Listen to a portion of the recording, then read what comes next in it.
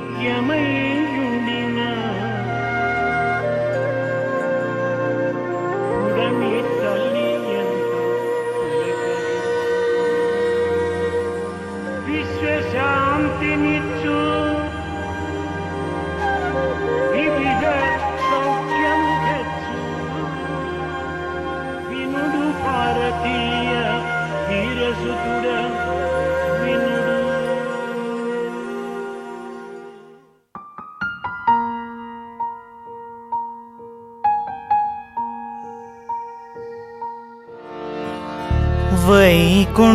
वैकुंठपते साई हरे, वैकुंठपते साई हरे, वैकुंठपते साई हरे, वैकुंठपते साई हरे, वैजयन्ती मालाधारी, वैजयन्ती मालाधारी, वैजयन्ती मालाधारी, वैजयन्ती मालाधारी, वैकुंठपते साई हरे, वैकुंठपते साई हरे, हरि गोविंद हरि गोपाल, हरि गोविंद हरि गोपाल, हरि गोविंद हरि गोपाल, हरि गोविंद हरि गोपाल, हरि गोविंद हरि गोपाल, हरि गोविंद हरि गोपाल, हरि गोविंद हरि गोपाल, हरि गोविंद हरि गोपाल, हरि गोविंद हरि गोपाल,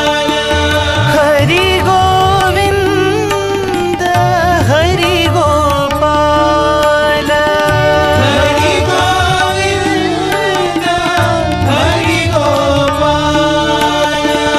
हरि गोविंद हरि गोपाल, हरि गोविंद हरि गोपाल, वर गोदावरी तीर विहारी, हरि गोदावरी तीर विहारी, वर चित्रावती तीर विहारी, वर चित्रावती तीर विहारी, वैकुंठपते साई हरे, वैकुंठपते साई हरे, वैजयन्ती मालाधारी, वैजयन्ती मालाधारी, वैकुंठपते साई हरे, वैकुंठपते साई हरे, हरि गोविंद हरि गोपाल, हरि गोविंद हरि गोपाल, हरि गोविंद हरि गोपाल, हरि गोविंद हरि गोपाल, हरि गोविंद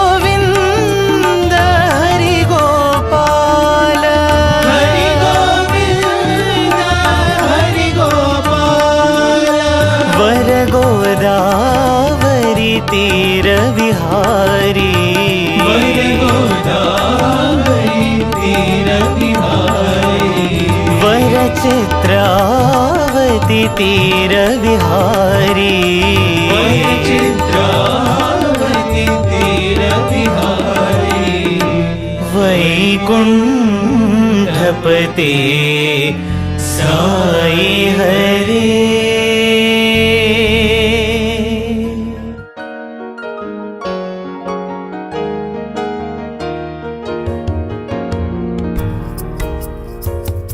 ओम श्री साई राम। भगवान बाबा के श्री चरणों में मेरे शतकोटि नमन।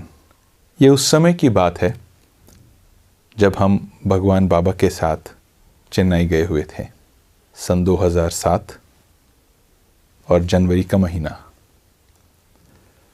उस समय बहुत ही सुंदर अनुभव प्राप्त हुए, परंतु उसमें से एक अनुभव जो विशेषकर मैंने गांठ बांधी है, क्योंकि उसमें एक बहुत ही सारगर्भित अनुभव छुपा हुआ है, एक सारगर्भित अध्याय है मेरे जीवन का। यह अध्याय है शरणागति का। किस प्रकार हम ईश्वर के प्रति अपना समर्पण रखते हैं। उन दिनों भगवान बाबा अपने साथ हम 10 विद्यार्थियों को ले गए थे। उनमें से 5 वक्ता थे और 5 संगीत से संबंधित, गायन वादन के संबंध में। उन 5 वक्ताओं को एक एक दिन श्री अतिरुद्र महायज्ञ, जो कि तिरुवान्मयूर में जिसका आयोजन किया गया था भगवान बाबा के सन्निधि में, वहाँ पर हर एक वक्ता को बोलने का सुअवसर भगवान बाबा ने दिया था। और जिस दिन मेरा अवसर आने वाला था, यानी अगले दिन जब मेरा अवसर था, उसके पहले की सायंकाल को जब हम भगवान बाबा के साथ बैठ के अपना भोजन ग्रहण कर रहे थे, भोजन ग्रहण करने के बाद मैं तुरंत दौड़ा हाथ धोने के लिए, और इतने में स्वामी ने पूछा वहाँ बैठे अन्य छात्रों से कि कल कौन बोलने वाला है। सभी ने कहा स्वामी जगदीश बोल रहे हैं। और स्वामी ने कहा कहाँ है जगदीश। तो मैं तुरंत दौड़ के आया हाथ धो के, और स्वामी ने पूछा कि तुम कल किस विषय में बोलने वाले हो। और मेरे वक्तव्य का विषय था गुरु।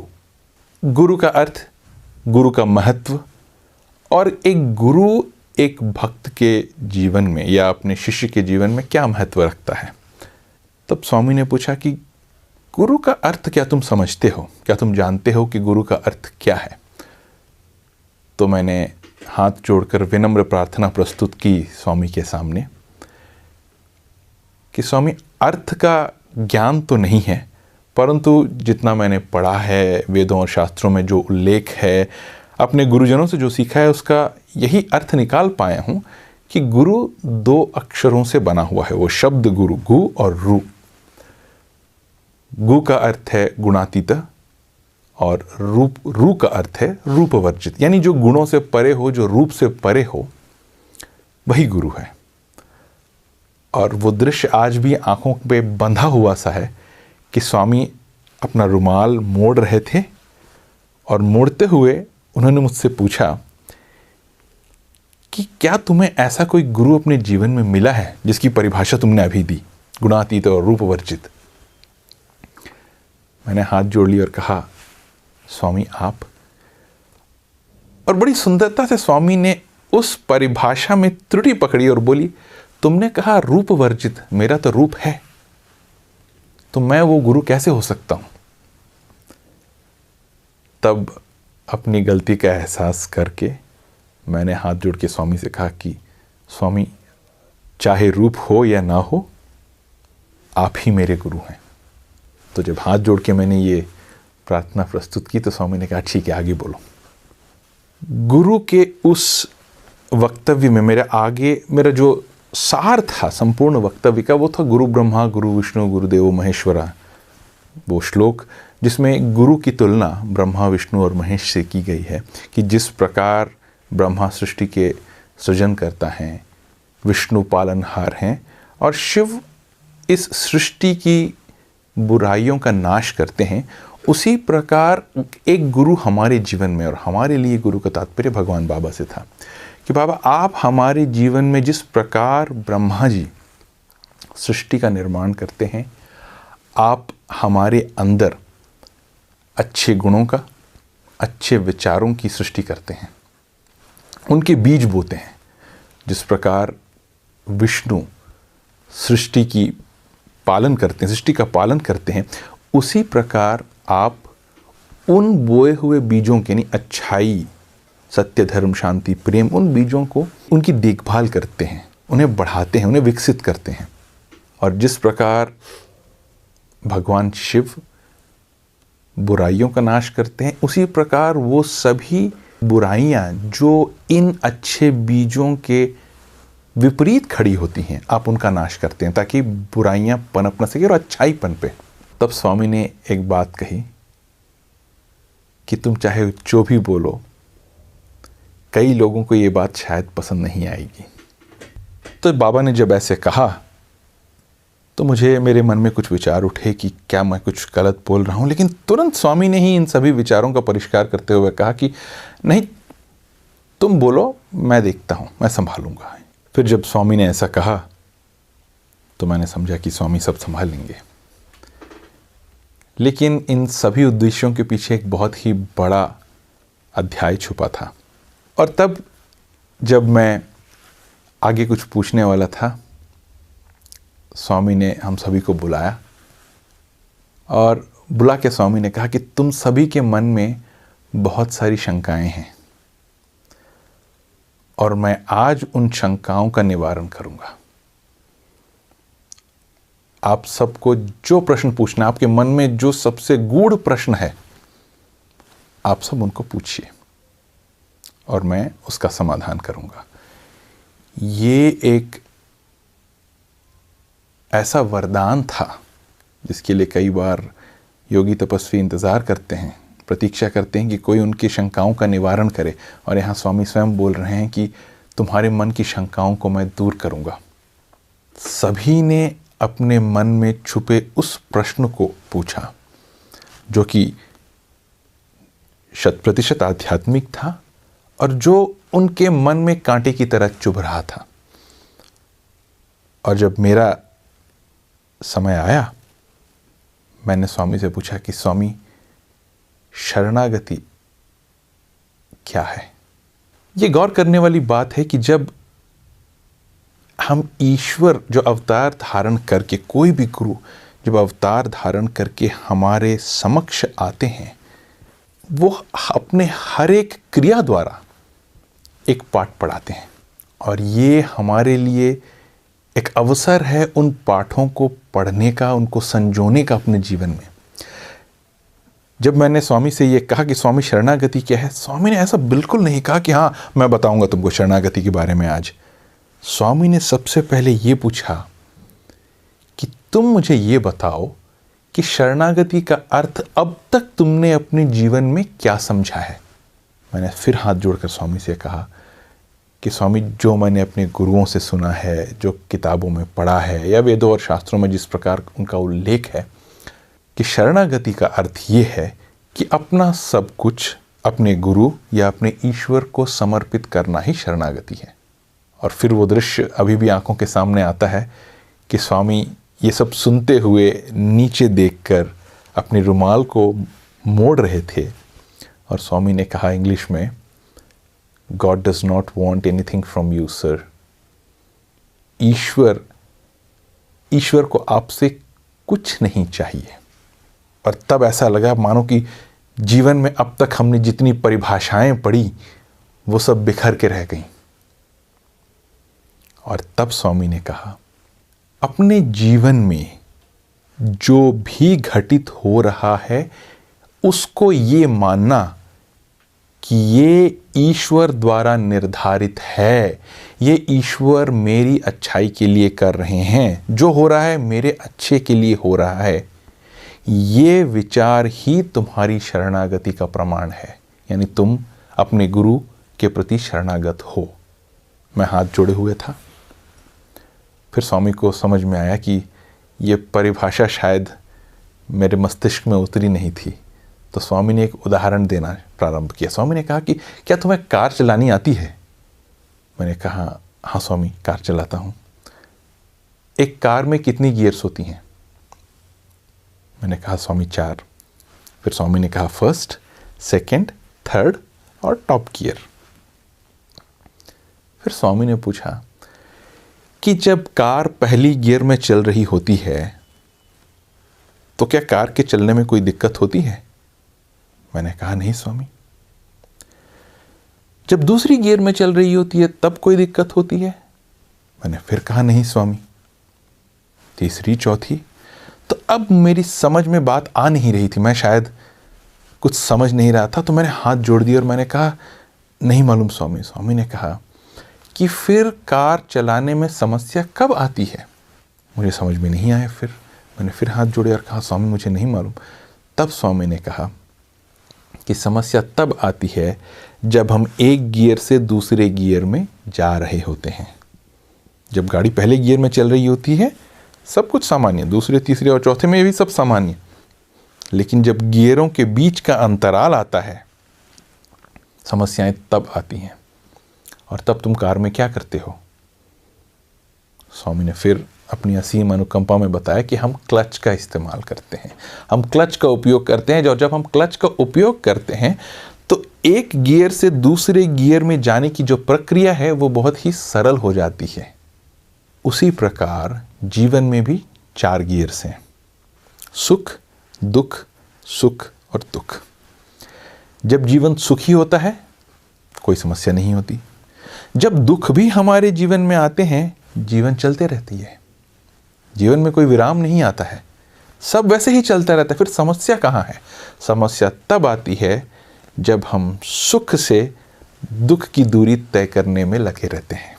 जब सुख का अंत होता है और दुख का प्रारंभ होता है, इन दोनों के बीच का अंतराल ये समस्या की जड़ है।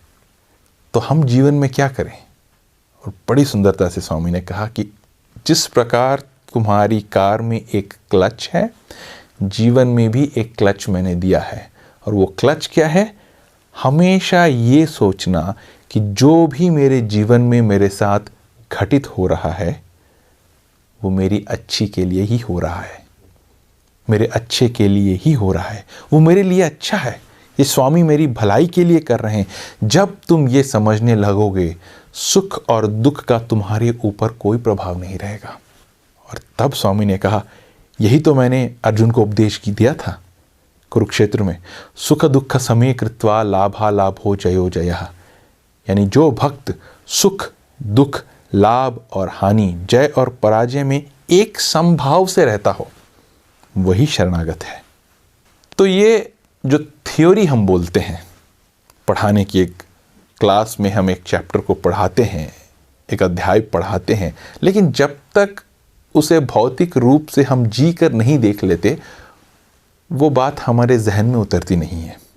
तो मेरा थ्योरी तो हो गया था, लेकिन अभी प्रैक्टिकल की परीक्षा मेरी बाकी थी।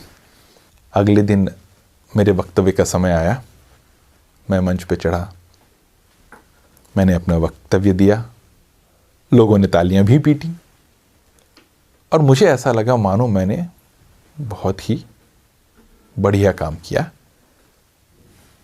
लेकिन मेरे वक्तव्य के बाद एक संगीत कार्यक्रम था और उसमें कुछ गड़बड़ हुई। अब कहने के तौर पे तो मैं ये कह रहा हूँ, लेकिन ये वास्तव में एक लीला है और हर लीला के लिए कुछ चीज़ों का होना अनिवार्य होता है, नहीं तो लीला नहीं होती है। तो जब ये गड़बड़ हुई तो ये एक निमित्त बना भगवान के लिए कि वो मुझे एक पाठ पढ़ाएं। और स्वामी उस ऑडियो सिस्टम की खराबी के कारण ऐसा लग रहा था कि बहुत ही विचलित थे, बहुत ही क्रोध में थे। और जब हम वापस सुंदरम पहुंचे और मैं स्वामी के समक्ष बैठा हुआ था शाम के भोजन के लिए, स्वामी मेरे तरफ देखकर बिल्कुल नाराज़गी से स्वामी ने कहा, बिल्कुल अच्छा नहीं बोले तुम। मेरा चेहरा उतर गया। मैं ये सोच रहा था कि मैंने गड़बड़ कहाँ की। बिना रुके बोला, लोगों ने तालियां भी बजाईं, कहीं अटकाया नहीं, कहीं हकलाया नहीं, फिर भी स्वामी इतने नाराज़ मुझसे। हर 2 मिनट में स्वामी मेरे तरफ देखते थे और बस एक ही बात बोलते थे, बिल्कुल अच्छा नहीं बोला। और जैसे ही स्वामी ये बोलते थे मेरा चेहरा और उतर जाता, दिल और डूब जाता। और स्वामी ने भी ये प्रहार कम नहीं की, एक के बाद एक बोलते ही रहे। थोड़ी देर बाद स्वामी ने कहा कि तुमने शरणागति के बारे में एक वाक्य भी नहीं बोला कल। तब मुझे बात समझ में आई और उस समय ये अहंकार आने लग गया कि अरे स्वामी, शरणागति मेरे वक्तव्य का विषय था ही नहीं। मेरे वक्तव्य का विषय था गुरु, और मैंने गुरु के बारे में जो भी आपको बताया वो सब मैंने बताया मंच पे मेरे वक्तव्य में। तो अभी आप मुझे आरोपित कर रहे हैं उस वस्तु के लिए या फिर उस घटना के लिए जो कि मेरे वक्तव्य का भाग नहीं था। वो मेरे आध्यात्मिक प्रश्न था आपसे, आपके प्रति, कि मैं जानना चाहता था कि शरणागति क्या है। तो ये मेरा अहंकार, ईगो जिसे हम कहते हैं, वो बोल रहा था मन ही मन में। और फिर स्वामी मेरे तरफ देखते और बोलते, बिल्कुल अच्छा नहीं बोला। और मेरे मन में ये बात उभरती कि नहीं स्वामी, आप कुछ गलत कर रहे हैं, आपकी कोई गलत फहमी हो गई है, आप समझ नहीं पा रहे कि आप कंफ्यूज कर रहे हैं। और फिर स्वामी मेरे तरफ देखते, मेरे मन में वो बात उठती है। और एक ऐसा समय आया जब मेरे अंदर का जो कोलाहल था वो इस चरम सीमा तक पहुंच गया था कि मैं ये सुन ही नहीं पा रहा था कि स्वामी क्या बोलते हैं। मुझे मेरे मन में यही चल रहा था कि स्वामी नहीं, आपको गलतफहमी हो रही है। और जब ये अहंकार अपनी चरम तक पहुंच गया, उस समय स्वामी ने ठीक मेरे तरफ देखकर मुस्कुरा कर कहा, कहाँ गई रे तेरी शरणागति? कल ही मैंने तुम्हें बताया कि जो कुछ हमारे जीवन में घटित होता है हमारे अच्छे के लिए ही होता है। और मेरी अवस्था ये थी कि जब स्वामी स्वयं डांट रहे थे, मानिए हमारे जीवन में कई बार जो घटनाएं होती हैं वो भगवान के भौतिकता के कारण ना हो सके। शायद कोई हमारा मित्र हो, शायद कोई हमारा सगा संबंधी हो, कोई अपरिचित भी हो सकता है जिनसे हमें जूझना पड़े कई बार, या फिर जो हमारे प्रति क्रोधित हों। क्या हम ये मान सकें उस समय कि ये मेरे साथ मेरे अच्छे के लिए हो रहा है? वो सब तो दूर की बात, यहाँ जब स्वामी मुझे डांट रहे थे मुझे बुरा लग रहा था। मेरे मन में वो विचार भी नहीं आया कि जो ये हो रहा है ये मेरे अच्छे के लिए हो रहा है। और जैसे ही स्वामी ने देख कर कहा, तेलुगु में स्वामी ने कहा था, ये मेरा नहीं शरणागति, क्या है तुम्हारी शरणागति, क्या है तुम्हारा समर्पण मेरे प्रति? और जैसे ही ये बात मैंने सुनी, मेरे आंखों से आंसू टपकने लगे। और जैसे ही स्वामी ने समझा, तुरंत वो एकदम मृदुलता से, बड़ी सुंदरता से देखकर मुस्कुराकर बोले, हे बंगारो, चल खाना खा ले। तो ये बात आज तक मेरे जहन में है, मेरे मन में हमेशा घूमते रहती है। ये मैंने गांठ बांध ली हुई है, क्योंकि वो शायद उस एक वक्तव्य के लिए नहीं था, शायद जीवन पर्यंत कि मुझे इसका पालन करना है, मुझे इसे जानना है। और जब भी मुझे अपने साई परिवार के भाइयों और बहनों के साथ कोई अनुभव बांटने का अवसर मिलता है तो मैं इस अनुभव को अवश्य बांटता हूं।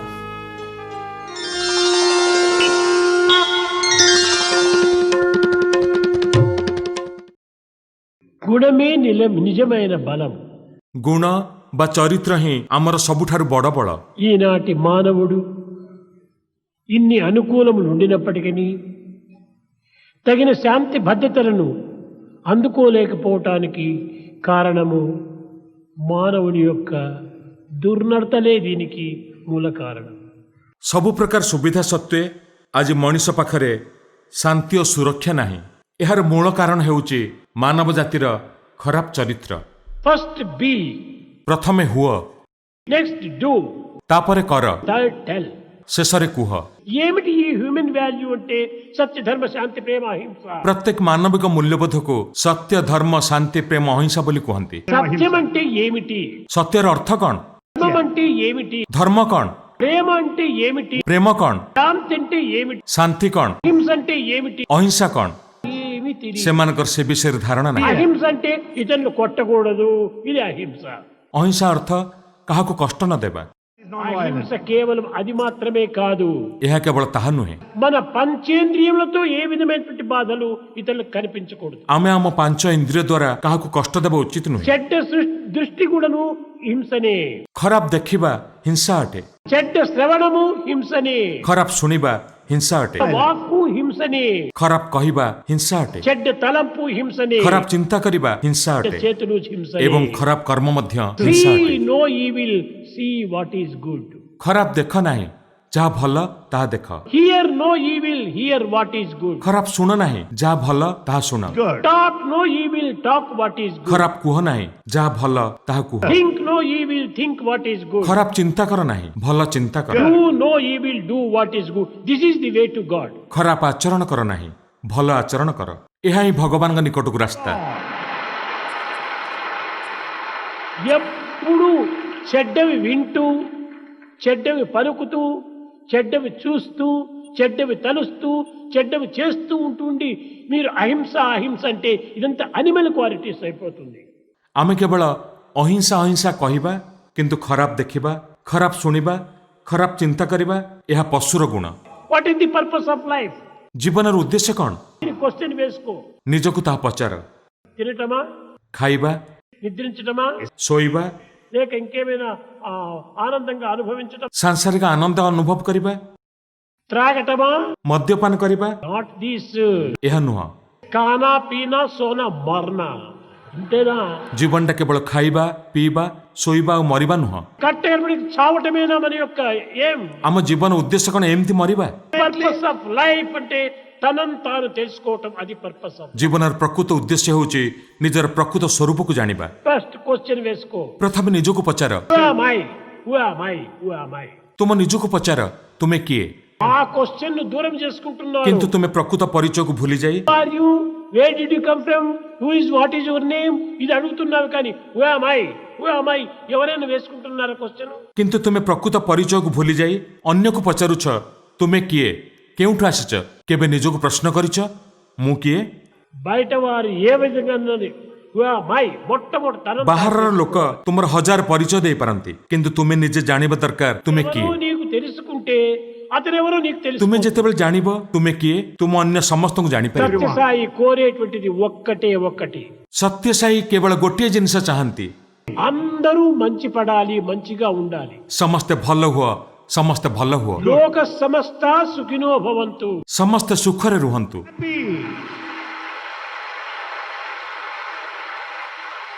ఎవరిపైన మీరు చెడ్డ భావాలు పెట్టుకోకండి, କାହା ପ୍ରତି ଖରାପ ଭାବ ରଖ ନାହିଁ, ఎవరిని మనసు నొప్పించకండి। କାହାକୁ କଷ୍ଟ ଦିଅ ନାହିଁ। సాధ్యమైనంత వరకు కూడా నీకు నువ్వు బాధపడినా పర్వాలేదు కానీ ఇతరులు బాధ పెట్టవద్దు। ତୁମକୁ ଯେତେ କଷ୍ଟ ସହିବାକୁ ପଡୁ పଛେ କାହାକୁ କଷ୍ଟ ଦିଅ ନାହିଁ। భారతీయ సంస్కృతి యందు అష్టాదశ పురాణేషు వ్యాసస్య వచనద్వయం పరోపకార పుణ్యాయ పాపాయ పరపీడనం, హెల్ప్ ఎవర్, హర్ట్ నెవర్। ଅଷ୍ଟାଦଶ ପୁରାଣର ନିର୍ଯାସ ଭାବେ ଭାରତୀୟ ସଂସ୍କୃତି ଆମକୁ ଏହା ଶିକ୍ଷା ଦିଏ, ସାହାଯ୍ୟ କର ନିରନ୍ତର, ଅନିଷ୍ଟ ନ କର କାହାର। రెండు కావాలి, ఎవరిని మనం ఏమాత్రము బాధించకూడదు। ଆମେ କାହାକୁ କଷ୍ଟ ଦେବା ଉଚିତ ନୁହଁ। ఒకవేళ ఇతరులు మనం బాధించవచ్చును, ଅନ୍ୟମାନେ ତୁମକୁ କଷ୍ଟ దిస్ ଦେଇପାରନ୍ତି, is good for me, good for me, good for me. ଏହା ମୋର ଭଲ ପାଇଁ, ସେଇଭଳି ଭାବେ ତୁମେ ଏହାକୁ ଗ୍ରହଣ କର। ఈ కష్టములు సుఖానికే ଏହି କଷ୍ଟ ପରୋକ୍ଷରେ ତୁମକୁ ସୁଖ ପ୍ରଦାନ କରିବ। ఆనందాన్ని ସେ అందిస్తాయి। ସମସ୍ତ ବାଧା ଶେଷରେ ତୁମକୁ ଆନନ୍ଦ ପ୍ରଦାନ କରିବ। సూర్య అస్తమైపోతే తిరిగి రెండవ రోజు సూర్యోదయం కలుగుతుంది। ଯଦି ଆଜି ସୂର୍ଯ୍ୟ ଅସ୍ତ ହେଉଛନ୍ତି, ଆସନ୍ତାକାଲି ନିଶ୍ଚିତ ସୂର୍ଯ୍ୟ ଉଦୟ ఈ ହେବେ। సుఖ దుఃఖములు రెండు కూడాను శీతోష్టములు మాదే ఉంటాయి। ଏହି ସୁଖ ଦୁଃଖ ହେଉଛି ଗରମ ଓ ଥଣ୍ଡାର ପ୍ରବାହ ଭଳି। ఎవరికి మనం వెరవనక్కర్లేదు। ଆମେ ସେଥିପାଇଁ ଭୟଭୀତ ହେବା ଦରକାର ନାହିଁ। భయపడవలసింది ఒక్కదానికి మాత్రమే, କେବଳ ଗୋଟିଏ ଜିନିଷ ପାଇଁ ଆମେ ଭୟ କରିବା ଉଚିତ, పాప భీతి। పాపానికి భయపడాలి। ତାହା ହେଉଛି ପାପ ଭୀତି। ପାପକୁ ଭୟ କରିବା ଉଚିତ। మనం ప్రేమించవలసింది ଆମେ ఒక్కటే, କେବଳ ଗୋଟିଏ ଜିନିଷକୁ ଭଲ ପାଇବା అదే ଦରକାର, దైవాన్ని ప్రేమించ, କେବଳ ଭଗବାନଙ୍କୁ ଭଲ ପାଇବା, అదే లవ్ గాడ్। ଭଗବାନଙ୍କୁ ଭଲ ପାଇବା, పాప భీతి, ପାପକୁ ଭୟ କରିବା, దైవ ప్రీతి। ଦୈବ ପ୍ରୀତି, సంఘములో మనకు ఒక నీతి, ସଂଘ ନୀତି, మొరాలిటీ ఇన్ సొసైటీ। ସମାଜ ମଧ୍ୟରେ ନୈତିକତା ଆଣିବା, ଏହା ହିଁ ଆଜି ତୁମମାନଙ୍କୁ ସ୍ୱାମୀଙ୍କର ଉପଦେଶ। విశ్వ శాంతి నిచ్చు వివిధ సౌఖ్యం హెచ్చు, వినుడు భారతీయ వీరసుతుడ